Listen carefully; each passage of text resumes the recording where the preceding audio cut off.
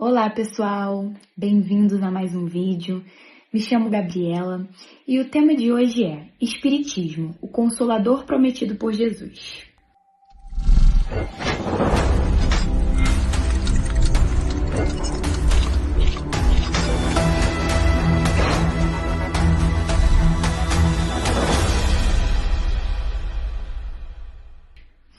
Bem, todos nós, em algum momento das nossas vidas, vamos precisar de consolo, né?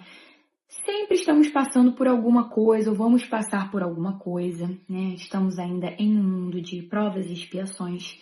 Então a gente precisa dessas provações para evoluir, mas como ninguém é de ferro, a gente necessita desse consolo, né? Com as grandes questões filosóficas, né, que a humanidade sempre se questionou, da onde viemos, para onde vamos, ou até mesmo em problemas mais concretos da nossa vida, perda de um ente querido, ou alguma outra atribulação que a gente venha passar. E o nosso primeiro consolador foi Jesus. Jesus foi o nosso grande mestre, nosso modelo, nosso guia, que nos trouxe muito consolo com as suas palavras, com as suas parábolas, muitas das vezes não bem interpretadas pelas pessoas, né? Mas quando ele se foi, ele disse: "Eu vou, mas não vos deixarei órfãos. Derrogarei a meu Pai e ele vos enviará o Espírito da Verdade, que ficará convosco."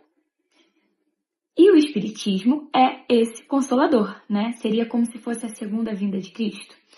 E vem de uma forma mais elucidativa, mais explicativa, de forma que a gente consiga, por nós mesmos, nos melhorar, né? Lendo as obras básicas. Então, o objetivo principal do Espiritismo como consolador, é fazer esse vínculo com a mensagem de Jesus, que traria um sopro de vida e não deixasse com que as palavras caíssem no esquecimento. Então, é um processo de reviver a mensagem de Cristo. Então, o primeiro consolador seria Jesus e o segundo, o Espiritismo. E Jesus previu que a humanidade necessitaria de consolo. E o Espiritismo, que faz esse vínculo entre a humanidade e os ensinamentos do nosso mestre, ele faz esse papel de ser o nosso consolador. No sentido de que deixa a nossa percepção das coisas que vêm acontecer na humanidade, que são inerentes ao ser humano, a nossa condição de existir aqui nesse planeta, de forma mais leve. Então, ele traz a reencarnação, a caridade. Fora da caridade não há salvação, né? Então, constrói uma figura de um patamar assim, acessível da gente atingir. Então, ela não é uma consolação punitiva, mas uma consolação esperançosa, que nos dá ânimo de prosseguir no bem, de reverberar, de entender que as nossas ações elas terão consequências e por isso que a gente sempre precisa se burilar. Então, o Espiritismo, ele supre o vazio que é deixado pela dúvida, nos dando combustível para a gente continuar tendo esperança, né? E questionamentos como a morte, a vida e tantos outros são, sim, consolados com a doutrina. Mas o Espiritismo, além de nos consolar, ele faz com que a gente busque o nosso próprio avanço moral. Então, é aquilo, se muito te é dado, muito te é pedido. Então, ao mesmo tempo que ele consola, ele traz essa carga de responsabilidade para a gente avançar. Então, ele explica e consola ao mesmo tempo. Então, a gente busca sim o consolo, a gente deve sim continuar buscando consolo, assim como nós também temos que fazer esse papel, né, de consolar o outro, da caridade, de nos doar. Mas, se esse consolo nos deixa numa inércia, numa paz, que não tenha um pouco de inquietude, então cuidado. Significa que a gente se acomodou e a gente não pode se acomodar.